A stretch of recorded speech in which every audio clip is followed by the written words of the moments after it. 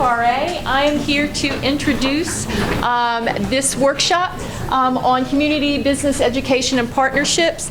Presenting today are Kurt Williard, our director, and Michael Katz, the assistant director from Chester County Intermediate Unit.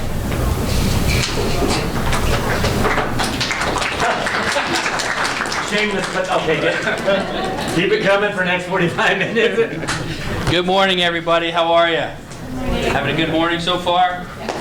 As she indicated, my name is Kirk Williard. I am the director of the Technical College High Schools for the Chester County Intermediate Unit. We're one of only 3 career technical programs that function within an intermediate unit. Us, Delaware, and Schuylkill County. Mike? Hello, everybody. I'm Michael Katz. That's Dr. Kirk Williard. Since he shared where we work, what's their background? Who are these people standing in front of you? So prior to getting into education, I was a Pennsylvania State police officer. With that, I taught the Protective Services Program, law enforcement, EMT, and firefighting. And then from that, worked my way up to where I am now as the assistant director. Worked at 3 career and tech schools in the state of Pennsylvania. And so that's my diverse background. I share that because I came the real route of CTE. I came from business industry, didn't have a teaching degree, and worked my way up. And not that the other side of it isn't good or better or anything else, but I think it's important because it helps to show the diversity in career pathways. As the whole theme of the conference is, right, there's more than one way to reach your career.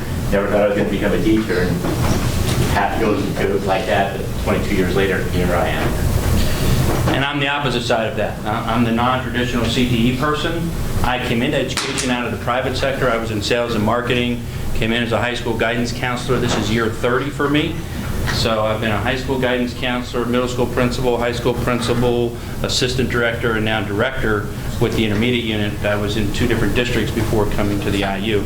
So I'm a little bit of the non-traditional into CTE, and I know sometimes there's always a little bit of a debate out there, you know, what is that pathway that works well? And I've always believed that good leadership can work in all arenas, you know. Sure, you have to learn a little bit of the nuances of what current technical education is, but if you can lead quality talent and instructors and work with students and focus on students, you can be successful. So before we go further on this topic of partnerships, let me get a sense of who we have in the room. How many administrators in the room? Okay. Teachers, instructors. Okay. Guidance counselors, social workers. All right. Post-secondary folks. Okay. All right. All right. Any adult education oriented folks? Okay. All right. Good. Good. Great. Well, thank you. So, you clearly had an interest in this, but before we dive in, we want to hear, why are you interested in this? What's important to you about partnerships in your world? What did you think you were coming here to get, and what draw you into this topic of partnerships? Good. One of the things that my position in Beaver County is to do community outreach. And a part of that is establishing relationships. So I'm trying, even though I feel that we do make pretty strong relationships and the proper connections, I want to make sure that we're not missing anything. There's something that we can do better. Okay. All right. Great. Thank you. Thank you. Anybody else? Go ahead. I work for a high school as a guidance counselor, and we are looking to set up career visits similar to college visits if you have those at your local public school. And so we're looking to make these relationships with local businesses so that we can have professionals come in and present to our students about career opportunities. Great. Awesome. Thank you. Yes, sir. I've been part of technology in the past couple of years with the economy. We haven't had to go great student placement. And now that manufacturers are starting to step up, Ford, Chevy, Toyota, Infiniti are starting to step up and put interest into our students. I'm looking for something, someone giving us different programs that they want to start. And I want to try to compare as much information I can and see what I can compare and make the best place for our students. Awesome. I think we'll have a nice example for you. Yes, sir. And my program is in Lancaster County Career Technology Center. It's in its third year. It's material handling and logistics, and it's actually a partnership between the IU13 and the CTC. And on a job, we went on an industry tour our first year with a local company, and they had approached us about partnering already at that point in the school year. And with the population of students that we serve, we actually have a partnership now where we start in October and we go into Christmas break, and the students get paid while they are learning in industry and everything. So I wanted to see kind of again if there's any way I could make this up. Great, awesome, thank you very much. Well, that's going to be our goal. You know, we'll talk to you about what we've done, what we've accomplished, and we have actually some of our staff here in the room that we might have them give you some more examples about it. But we really want to be able to kind of get your brains thinking about what other ways, what other approaches in this process of building partnerships. But before we go, we really want to let you get a sense of what a technical college high school is like and what it's about. We rebranded back in 2008 when we built our southern campus, and that's when we started our technical college high school approach. In that building, we partnered with Delaware County Community College. So in that building, and Dr. Hughes is the assistant principal there, we actually have preschool, so 3-year-olds, all the way through college students that are, you know, obviously 20-plus-year-olds that are coming into the same building, as well as over 800 students in our current technical programs. So that was where we started with this concept of a technical college high school, and as we continued to renovate and build, we kept that theme going with our other 2 programs. So I believe we have a little video for you to take a look at what's happening at TCHS and what does it look like. We'll do this.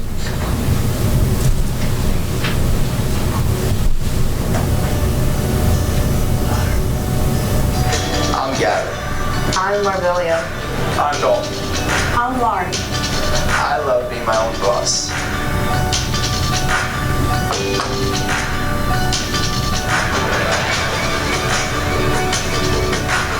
I love helping people.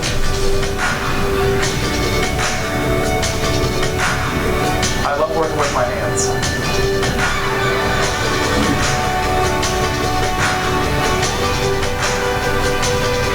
I love figuring out how things work.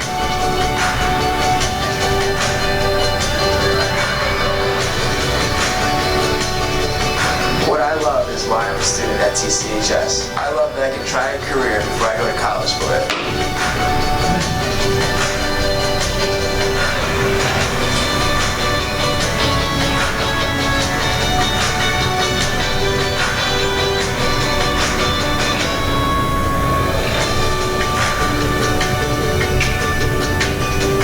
I get to study what I'm interested in.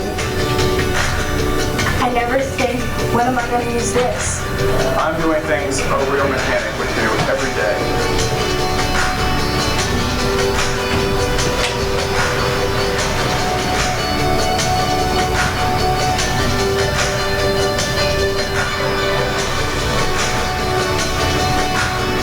I love how everything's the latest at TCHS.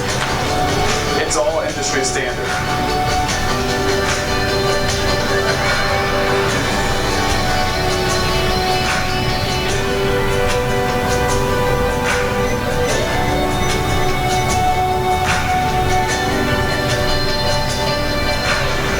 I love that I earned college credits as a 10th grader. I wasn't thinking that far into my future, but TCHS was.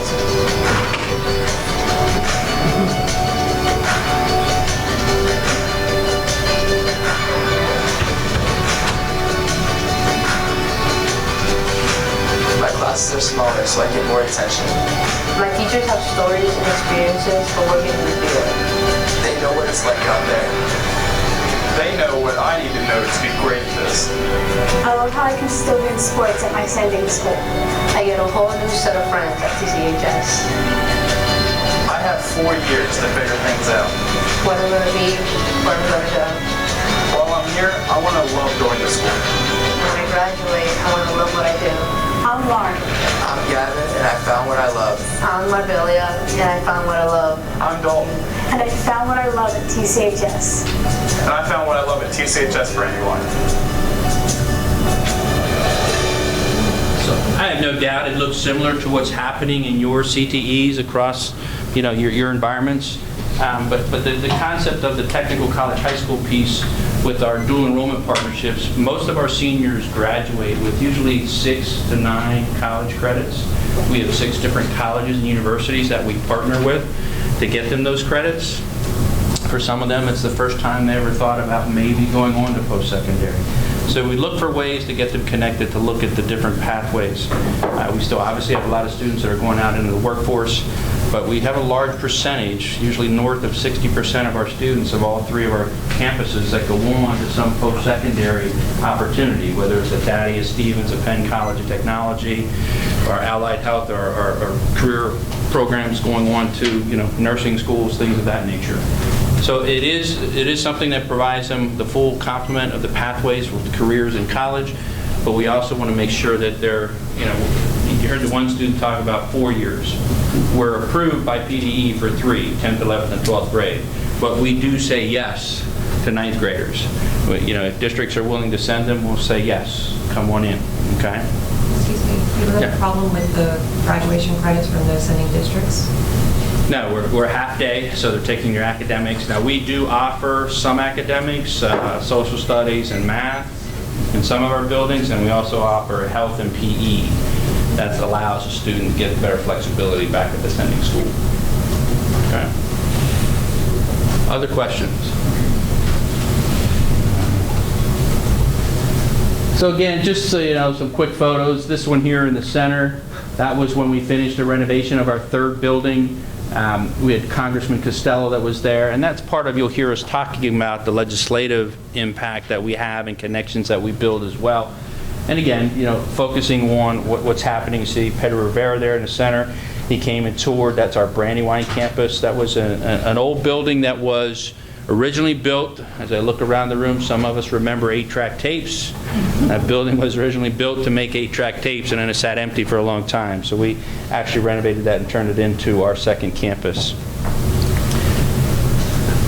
Okay, so we're going to now wrap it up and give you the template and some examples of the engagement. I'd say behind any engagement has to be a purpose. What is the purpose? Who thought of the purpose? And then buy-in. And then who's going to carry out whatever you thought of, they thought of, as a collective group thought of. So here's some examples, and we'll break them down as we further go through. But we host first one is a community day. What's the purpose of a community day? Bring the community to your campus. Show off your programs. But if you make your school or your entity the community place to be, not just, it's that school? Oh yeah, that's where kids go to the trade.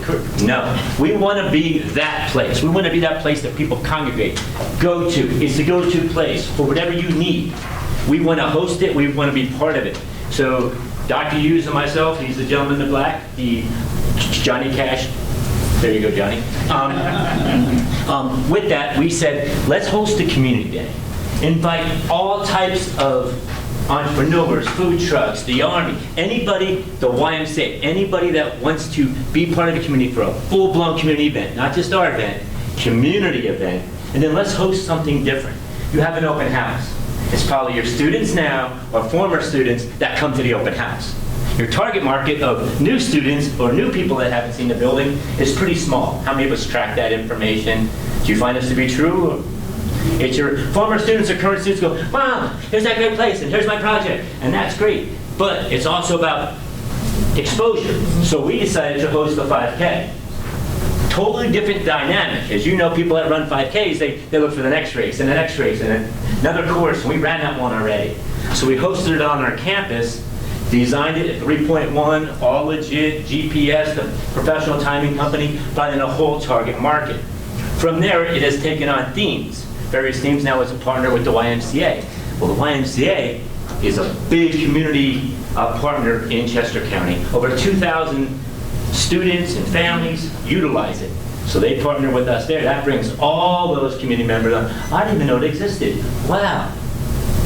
Building those connections. So that's Community Day. The open houses, again, our target market for open houses, it's great for the current students and former students to come, but then we encourage them to bring a friend, bring somebody new.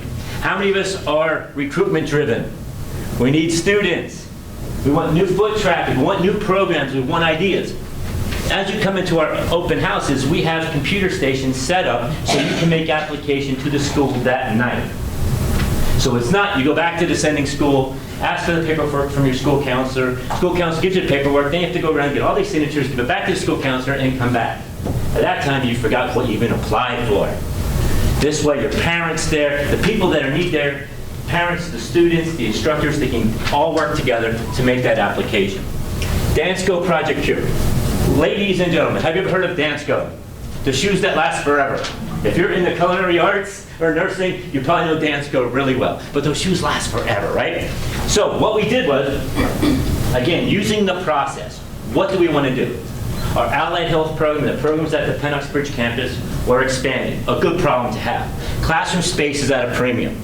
We have an allied health program, a senior-only program, where they do a few days at the school, and then they're out on clinical at a local hospital. That classroom space, it became almost mobile.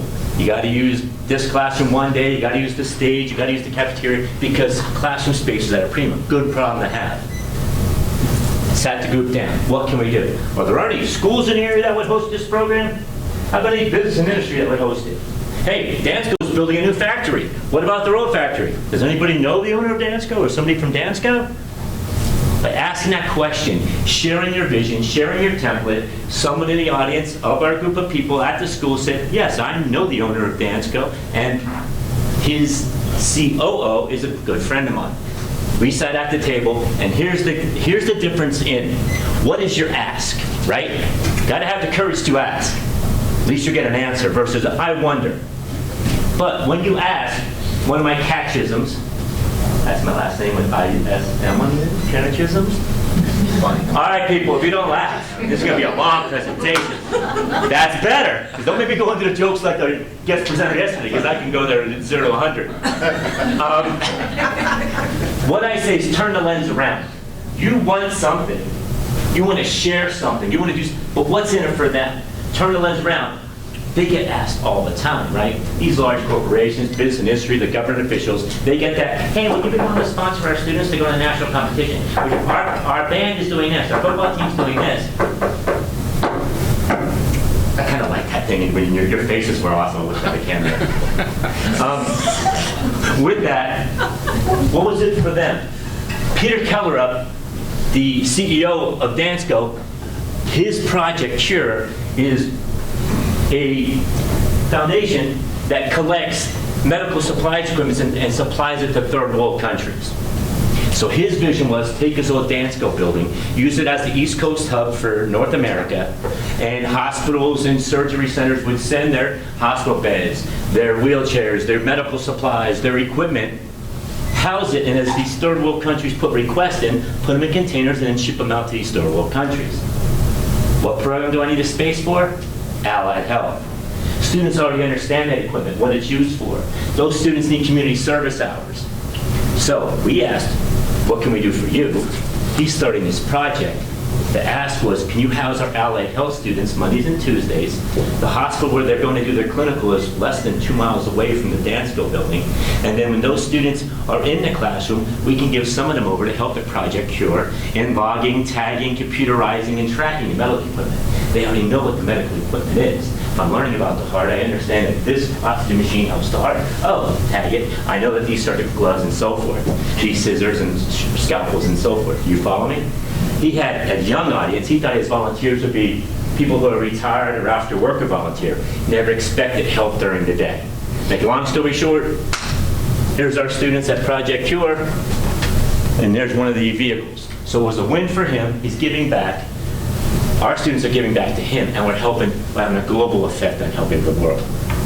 Holiday Hope Chest, the man is, the catalyst behind it is Dr. Hughes in the back. What it is it's our way to help the community, to help those that are in need celebrate the holiday. Here it is. Almost looks like a giant Toys R Us. Our whole building buys into this, and literally Local nonprofits donate thousands of dollars and/or presents or gently used items. They then, churches and nonprofits, supply Dr. Hughes with names of families that could really use the need and have a great holiday. They then get TCHS dollars, like Monopoly money, and they get to go in and purchase items for their children that they might not be able to afford. Coats, bikes, dolls, clothing, anything you can think of. It's massive. In turn, all the students and faculty, they volunteer. There's hot chocolate and cookies and so forth, but then even have students and volunteers who wrap the presents for the families. So then when they're coming home, their child can't see what it is, they can be hidden. So while they're shopping, students and people, we have translators.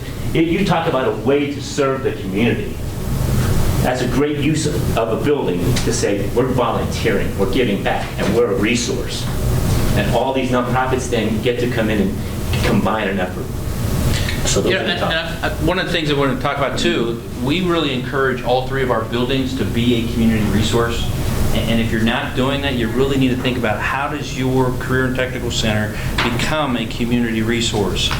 All three of our buildings have culinary arts programs. Last year we did over 272 catered events. I've got so many catered events in our three buildings that I've actually hired a full-time catering manager just to manage all the outside events that are coming through our culinary arts programs.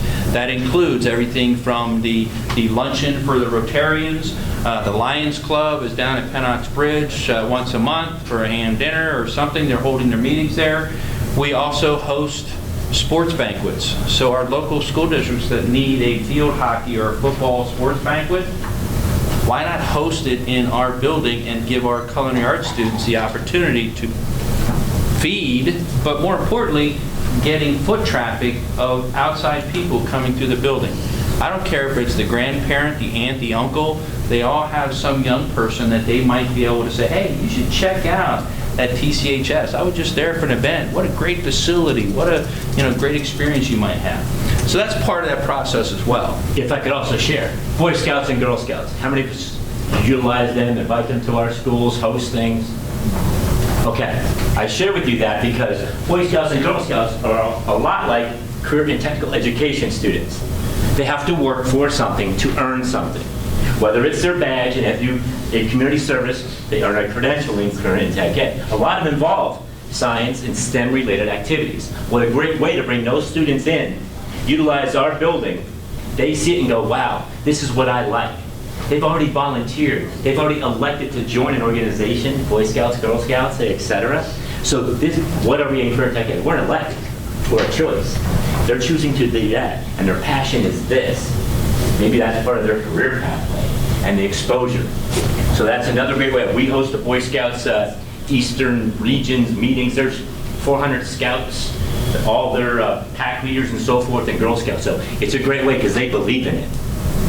So that's another activity where you allow them to use your building, and in turn you get exposure as well. And it's a win-win because just the sheer supplies and equipment we have, they would never get exposed to it. Summer Career Academies. How many of your CTCs are doing anything in the summer? What are your typical grade levels that you're working with? We're doing junior high.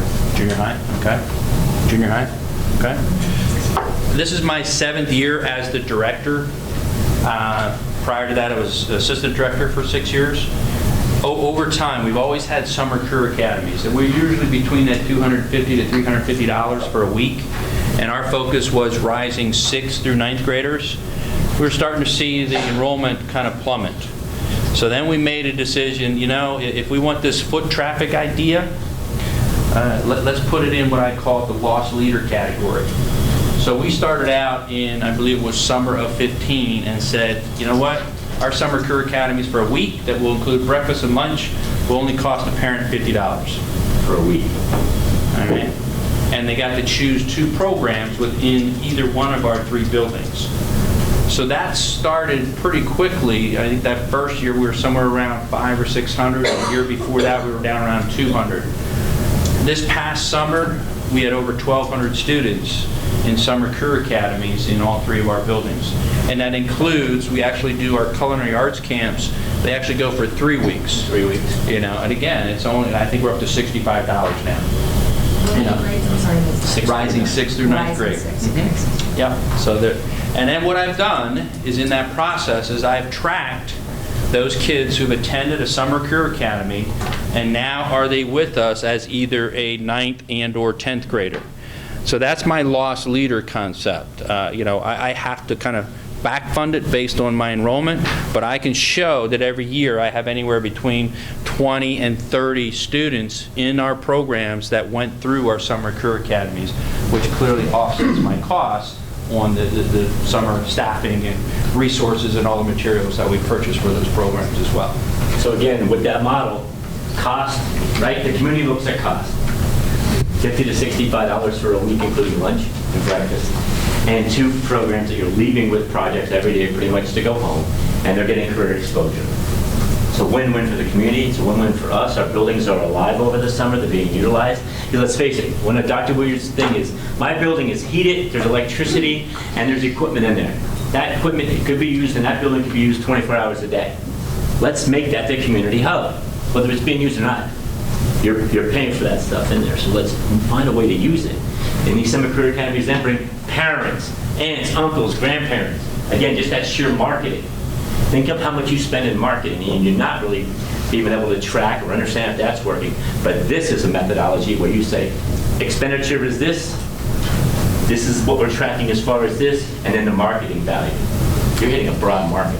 Even with all those culinary events, we track how many people come to the building for the events, and then more importantly, we track the number of our students that help with the event, whether it's a culinary arts student or if it's a big enough event, we use our criminal justice programs to help with maybe parking or flow of people coming into the building, whatever that might be. I could jump into advocacy. How many of you meet with your legislators on a regular basis? Okay. Put that on your list. Okay. Career and technical education right now in Pennsylvania, to use a surfing analogy, it's at the top of the wave. We all should be riding that surfboard and doing high fives as much as we can. Your legislators want to hear from you. They want to know what you're doing. They want to know what you need support for. So if you're not pulling in your locals, I would really recommend reach out, bring them in for an event, give them an opportunity. We're heading into an election year. Give them an opportunity to allow them to show their support for career and technical education. We have ours locally come in. We do tours probably every month. We're getting a legislator. I go to Harrisburg probably 3 to 4 times a year to meet with legislators. So if you're not doing that, try and find a way to pull them in so they see and understand what's happening. This particular picture here are our 3 county commissioners with a young man that did a co-op experience at the commissioner's office. He was a CIS, Computer Information Systems, young man, and did a lot of computer work for the Chester County commissioners. It was really a neat experience for him. Yeah, when you look at these couple things we have listed here, actions for engagements, you heard Mike talk about how we turn the lens around, and it's very true. If you're always going to be known as the people that ask and never say, what can we do for you? You've got to be willing to step to that second part of that process and being able to say, we can help you with this, or how can we help you? What do you need help with? And that's oftentimes going to have to take getting the right people at the table. You'll see another project later on where we talk about we've got to get decision makers at the table. So make sure as you're setting up those meetings with organizations that you're not getting somebody that can't commit resources or people. You always want to try and have your meetings with people that can commit that kind of resource from the company, the organization, the county, whatever that's going to be. Just the first 2 or the first 3 are my favorite. Building your network, having connection, and collaboration. There's an outstanding, there's a standing joke out there that I say, the 6 degrees of Kevin Bacon. Well, there's the 5 degrees of MJK. That's my initials. I love it. It's true. And for some reason, I have a really good memory. So if I met with you and you're Huntington and you're really good at for some reason I keep a Rolodex in my brain and I'm like, oh, we wanted to start that program. I'm reaching out to the assistant director of Huntington to do this. Or I hear a teacher say, I really want to do this, or could I have a guest speaker this? Could we do a field trip for this? Then I meet a Chamber of Commerce person that says, oh, a hobby of mine is this. Oh my gosh, that links with this. Helping them, I got something that they love, and my instructor wanted it. Put those together and make things happen. Again, in education, right, it takes a village, right? It takes a community to raise, it takes a village to raise a child. I say it's a local community, sets the table for the child, families, education, business and industry, and post opportunities. If any of those legs are shorter or longer, the table leans, right? So this is setting the table. You have it all set, and you just got to keep able to track it and build your network. How many of us took an opportunity yesterday to meet new people? In those guys that you get, there's everyone's name. First thing I do is I put a dot by everybody that I know who's going to be here, so I remember to say hi. And any new person I do it, then I start. And I followed up with an email. Hey Barry, it was great to meet you with you and talk about your cyber school. I'm looking forward to creating that partnership. Oddly enough, this is a true story, and this happened yesterday. So then it keeps it going. You put it down, you send it, now the ball's in their court. And you wait for that reply. If you don't put it down in writing or make connections, you kind of lose the momentum. Utilize those government agencies within your communities, you know, whether it's the county or if you have an economic development council. I sit on the Chester County Workforce Development Board. I'm also on the Manufacturers Alliance for Chester and Delaware counties. And then the Chester County Economic Development Council, which is different than the workforce group, they have industry partnerships in IT, healthcare, manufacturing, agriculture, and I just lost the fifth one. But they have 5 different industry partnerships that allow us to tap into those employers to help find support for whether it's equipment, resources, co-op, internships, job shadowing, all of those types of pieces. And they become our resource for our occupational advisory committees and help us make sure that we're retooling our programs in the best interest of what's happening out in the communities. This is probably one of the best examples from an industry perspective. When you look at this, it's called ACE, Automotive Collision Experience. Clearly focused on automotive collision. But it wasn't just about paint and you know, dent removal. We had, and really it started, there's an organization called CREF, Collision Repair Education Foundation. If you haven't tapped into them for your automotive programs, they're a great organization. Clark Blasinski is the director of that program. But he and I were sitting around one day having a conversation. He was telling me about the shortage of automotive collision young folks, and we just start brain dumping. What could we do? How could we do? What does this look like? And we come up with this. And the first year, you know, you always have a couple of bumps and lumps in that first year, and then this was pretty big because we brought not just auto collision, not just paint suppliers, we brought in insurance companies, we brought in technology companies, we brought in companies that, you know, some people don't see the connection to the automotive collision repair. You know, Hertz Rent-A-Car, one of the biggest retailers of vehicles out there, you know, so we brought in companies that had a connection for our students that they could see. And the example on the left, I know it's a little small to see it, but this was an example of a company called 3D Auto Body. And what we had every company do is give us information about what's the entry-level position, what's that next level, and what's their process for moving through the organization. So our young people, the first year we used our 3 technical schools, and I think maybe 3 others in other counties. This past year, I believe we were up to 15 different current technical centers that brought kids to this event. You know, so it's pretty significant. And in that process, we also allow some interviews, some presentations. Companies get to do presentations. So Demonstrations. Again, pardon? And all types of live action going on. Think of it as SEMA. Those that are familiar with SEMA, the big car auto show, and they show all the latest and greatest activities. Think of that for a high school. And think of a foundation saying, there's a shortage. They're doing the ask to us. We just got to say, we're willing to help. In turn, 17 different schools from, I think, 10 counties. So Philadelphia County, Lebanon County, Chester County, Delaware County, Berks County, Lancaster County, all these counties, their career and tech ed students come to our school, over 400 students, 20 different partners are there to show career pathways and live demos and saying, we want you. And then they're interviewing. And then they rank the students by numbers. Students are given a number, so it's not like they know the student's name and can hunt the student down, and they rank them. We then decipher and say, you did really well. This company would like more. Is that something that you're interested in? So companies are getting that pipeline, if you will. In addition to that, imagine just the sheer of the connection of the community. 20 partners at a table saying, we want to do this. And it's expensive. Our school collects it. We pay for all the buses, all the lunches, and then there's raffles and so forth for all the students. Massive undertaking, all funded through the partners and the foundation. So it's a great event. We use this template a lot now. Whether it's auto collision, as you're going to see, there's other activities. Once you have the template, we need people in that genre of whatever we're talking about. What are we looking for? We follow that template of entry level to the highest level in the organization. They then supply that to us. We create their poster and so forth. Now we can show when parents in open houses who's the business partners we have and what's the career pathway. What happens is these businesses are then going to Las Vegas and trade shows saying, hey, could I have that really cool poster that you did for us? Because I need to take it to this conference.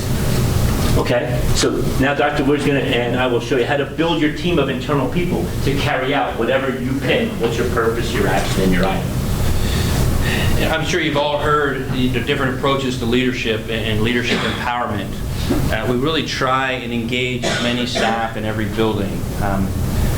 Mike and I have done, and Brian has worked with what we call a whiteboard process, which is where people just go in and put up their ideas, and we have different colors and all that kind of stuff. And then people take ownership of that particular project or idea, so that it allows staff within the building to really own it. This process that we looked at to work towards our career training fair truly evolved out of a special education teacher. Yep. And another staff, I think she was Career readiness coordinator. Yeah, project staff. Right. You know, just trying to find ways of what ideas do we have to get our students into these interview experiences. So it came up with the career training fair, and it permeates out as people get more ownership, and then looking at what kind of partnerships do we already have in place. We worked with this idea of dress for success because we knew some of our students weren't going to have, interview attire. So we had another group of teachers that worked with collecting, outfits for students to wear for the interview process. And this past year, numbers a little hard to see, we had 525 students. They came from all three of our programs. And we had over 2,400 interviews. And this year we actually had over 200 employers. And there were probably 30 to 40 students that day that were offered jobs on the spot. And we heard nothing but positive things from the employers about how our students were prepared. Because that was the other thing that our staff got together and worked with our young folks who, they may have never had an interview for anything other than their experiences within the current technical programs. So we did some of that prep work. We worked with them on how to design and build their resume. Really was intended for them to get those experiences and multiple times being interviewed and with the ability to get the job. So they had offers right on the spot. Students were called to the company later on for second and third round interviews, and there are probably still students that are getting jobs as a result of that experience. And some of the ancillary things. You'd be amazed how many students don't know how to use an iron, a wrinkled shirt. You give them the clothing and they just think they just take it off the rack and put it on, to how to tie a tie, to what matches. Like, does that matter? And then personal appearance and those professional skills.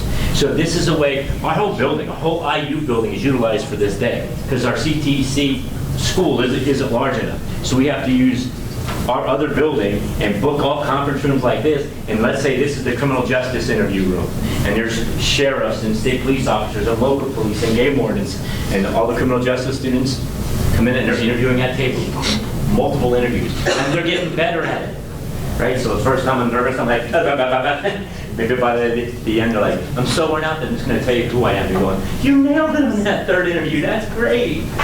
So what a great way to get that, because how many of our students even know how to job hunt? Look in a paper, I don't even know if they read the newspaper, they Google it, job openings, here it is, that job's mine. They don't even know the next step. I'm sure, how many of you are getting, the companies that are calling and saying, hey, we need 10 students. We need, and if you're getting them ready, and probably one of the best things for us, students getting jobs, but the other piece is hearing the employers say, they interviewed really well. you've got them really well prepared. So what does that do is that permeates out in your community with all these employers talking about how great these TCHS kids are. You know, back to earlier comments, we're schools of choice. So if we can get adults around our community to impress upon our young folks that, hey, there are great opportunities and experiences here, that's part of that marketing. That's part of that strategy of getting more people into our buildings. So just a quick photo of students interviewing. You can see as large a classroom as that, to more intimate setting, to a student interviews three times like that passport. Her name goes in and they can win anything from iPads to earbuds to et cetera. And that was all stuff that was given by the 150 to 200. Yeah, we had very little expense in that project because the employers that were coming were charged a fee, and then some of them were willing to donate up to $500 or $1,000 to help support it, because we fed all of our students, we fed all the employers that were there. So it's really quite a unique day. Yes. And it's actually scheduled for, I believe, March 5th. Yep. This coming year. So if you're close enough, you want to stop by and take a look at it. It's a big undertaking. I'm not going to try and tell you it isn't. But again, that's one of those things where you get a building staff, and different staff have different parts of it. It doesn't always have to be driven by 2 or 3 or 4 people.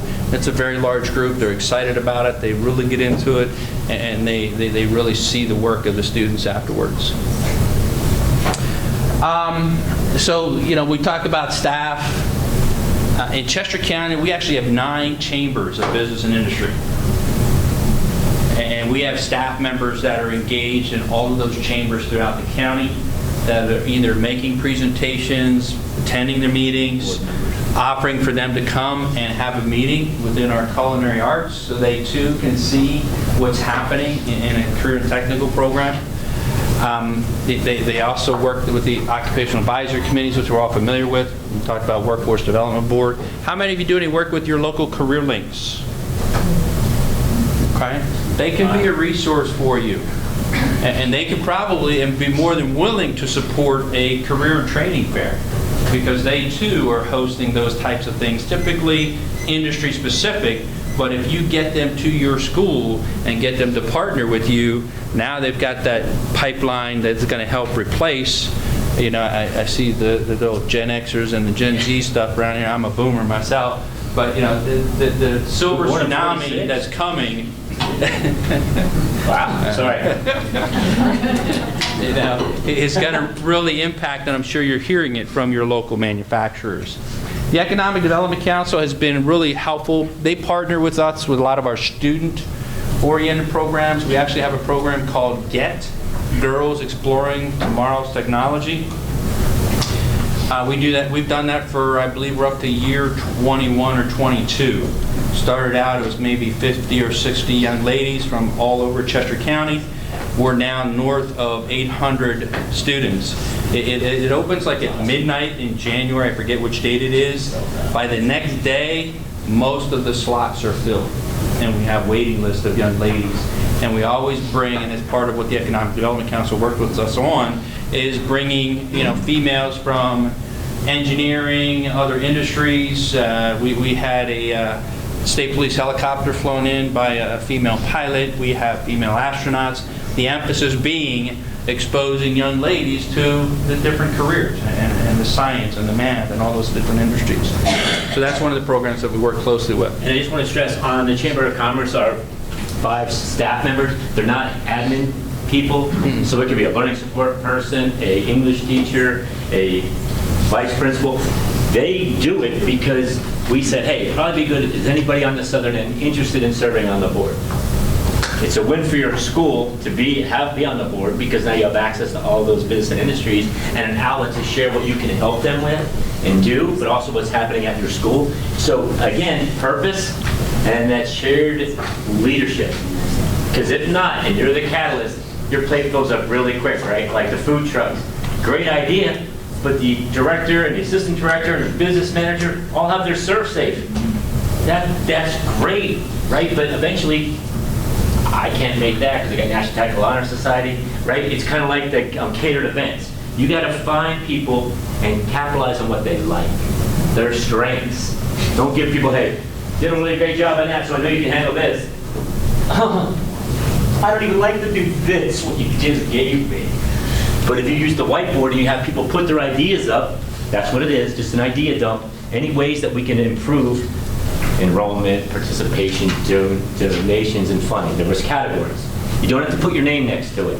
Because that's another thing, right? I'm not volunteering because I know what happens to the volunteer. Oh, you had such a great idea and you're so passionate. Why don't you be the chair of that? I chair everything. So they didn't have to put their name up on it. Then Brian and I, picked certain ones. 158 ideas the first time we did the whiteboard. We did over 80 of them. Pretty awesome. Because you have buy-in and great ideas that you never would have thought of unless you had this trust. So just sharing it as a side. This is a program that we started about 3 years ago called the Ascend program, where we partnered with business and industry to try and find a way to start with 10th grade with shadowing experiences. The junior year, they step it up a little bit more for maybe a week or two from an internship. We tried to stay away from the word apprenticeship or pre-apprenticeship. You know, I don't know, it depends on your community, your regions. You know, we just didn't feel like those were the right words, so we're staying with the internship model. And then a senior year is a full year co-op or internship with the ability for them to be hired after that. So we started with 5 companies, and it's not a big number, you know, we'll own that. But one of the things, I'll go back to, I made a comment earlier, this is a program where we needed to make sure that there were decision makers, because they needed to commit staff, they needed to commit time, and they also needed to be able to financially support it. I know, and I would tell you, there was one company that it was a floor supervisor that was at the meeting, and he said, well, you know, if we get those kids, I'm going to put them on a broom, they're going to sweep the floor. I said, no, not going to happen. That's not how you're going to, you know, pull kids into your industry. That's the way I started. I don't care if that's the way you started. That's not the way these kids are going to start. So I got somebody else at the table. And you have to be able to sometimes make sure they understand that this isn't about a labor source. It's about exposure to the different things within their company. So we landed on 4 companies.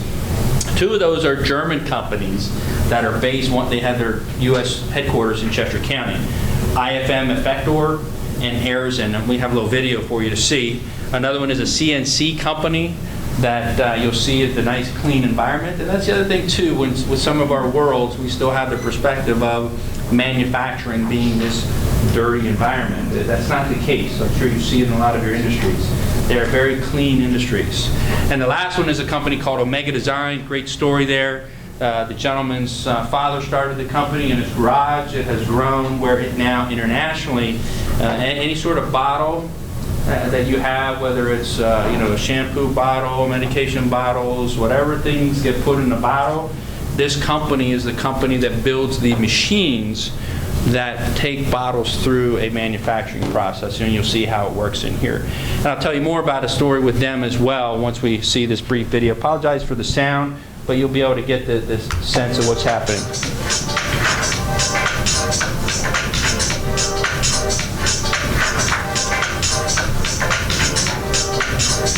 And that has a great dance to it, so I think if we give him a big round of applause, you'll see him doing the lawn sprinkler, the shopping cart, The lawnmower. See? Feel the college days coming back? Is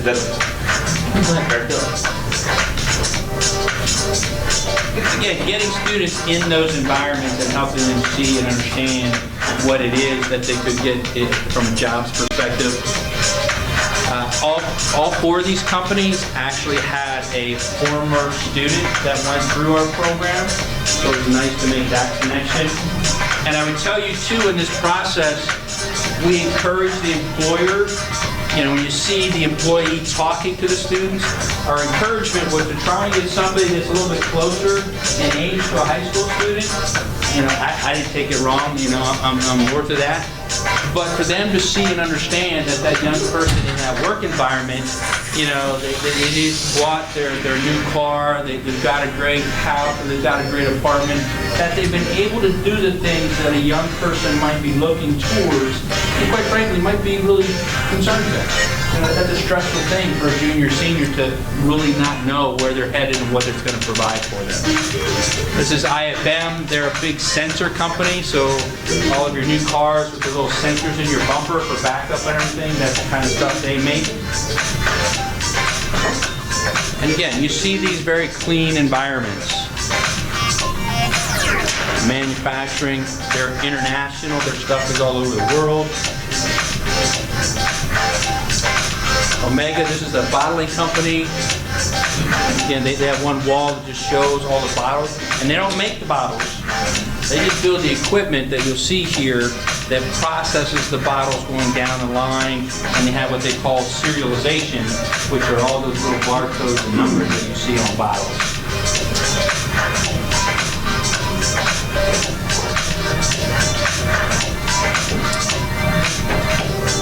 So those robotic arms that are turning the pill, blowing the air, and drop the medication. That little pellet, what is that thing? Drops that in there, seals it, codes it, boxes it. Have you seen when the students go through these tours that they're interested then in applying? Yes, and great question, because what we really did with the company, so 10th grade shadowing, 11th grade mini internships, that senior year is, let me back up. At the end of the junior year, they went through an interview process with the 4 companies, okay? So they were able to see, and the hardest part for the companies, quite honestly, was having them get us their information about their onboarding process. And quite frankly, the other piece was when we said, give us your job descriptions for entry level. It took forever. You know, that poster board we have for the ACE event, it was almost like creating that for them. Right. So the career pathway. And you look for what, so the student interviews, and then the students already shadowed in 11th grade 2 companies. Then they interview with the company. Does the company like you? Do you like the company? So we make sure their 12th grade year is one that they pick. And then think of the financial commitment. After high school, these companies, with their meetings with Dr. Williard, agreed to not only pay for the student, but for them to get an associate's degree at the local community college. So their financial commitment was already bought in. We didn't go the traditional route of all the apprenticeship paperwork and going. This was just a group of 4 large companies saying yes. So to expedite the process. We're kind of running out of time, but I'll give you this as kind of one of the last examples I think we have. Yeah. The Advanced Manufacturing Premier. So our last campus, our northern campus, was our last renovation, and the emphasis was on advanced manufacturing and CNC precision, and the other new program was digital media and sound communication. So in that process to try and draw companies in, trying to draw young people to get into the programs, we created this Advanced Manufacturing Premier, which was held, we started out by doing it starting in the day, so we could bring students from our local districts and from other career and technical centers to come through. We probably had the first year maybe 20 companies. I think we got up to 30 companies by the second and third year. So they came, a little bit of a career expo kind of approach, but then they had activities and things that the kids had to work with and manipulate. And then we went into an evening because our goal was to say, let's attract the young person, the 18 to 25 that still hasn't found their niche of what they want to do from a work experience. So we've tried to invite them in as well. I would tell you that was a hard sell. It was a hard, marketing approach. How do we get that information out to those folks? But we got some students or young people that came in and were able to connect with the companies. I just want to share, using the same template as the ACE event. As you can see, it's kind of similar, right? ACE has 3 letters, and it has 3 letters. Okay? Automotive instead of advanced manufacturing instead of automotive, but the same template. Business and industry people, their career chart, demonstrations, hands-on, college partnerships, the community around us, the business and industry partners, etc. So when you create that template, and then recently we did one of the careers in ag production, CAP event down at Penance Bridge. Follow the same template, and you get all your ag business and industry people in, colleges that teach ag programs, etc. And once you have this model, it all starts falling into place. What we can say is start reasonable, and it'll grow on its own. But if you try to do too much, obviously you're going to have your tweaks. So we have a good template that's solid that we know will work, and you can always grow. But let's make it a success first. Don't have it fall on its face and plan so big and people aren't showing up. Get those partners that'll be there and help you. And with this same template, we're now working on a healthcare event. We're not sure what the acronym is. We are acronym rich in education. That's why we picked a sentence. It's not an acronym. And then the other one is we're looking at developing this kind of concept for the trades. You know, the carpentry, electrical, the plumbing, HVAC.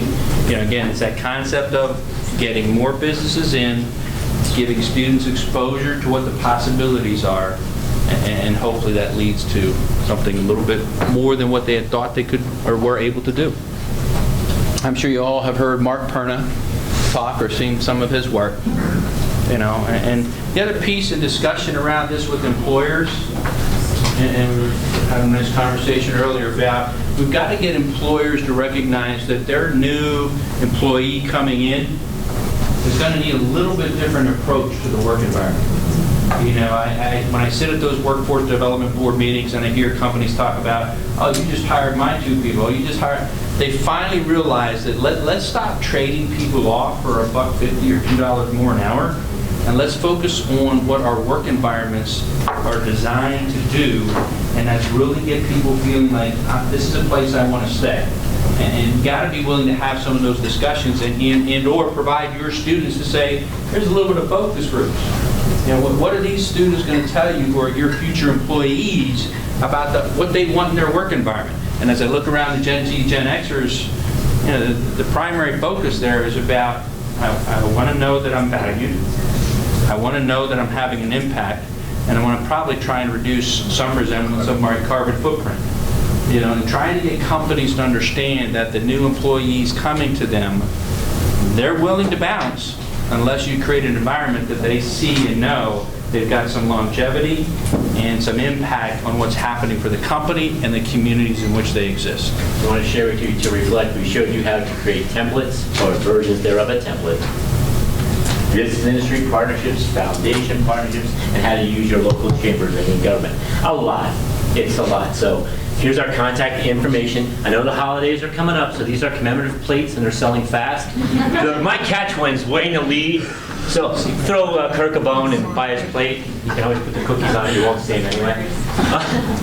So with that, you know, thank you so much. I know you could have picked a lot of opportunity. I hope it's worth it. Now we open to questions. We got a couple minutes. Or again, send me your questions. We can share anything with you. If you want to come see our school, like Doc always says, is always open. We welcome visits. We welcome tours. We want you to come out. We'll share. And we will share. We'll send you templates. If you need stuff, you know, we're happy to share so you can replicate and not have to start from the beginning. Okay? Thank you for all you do. Thank you very much.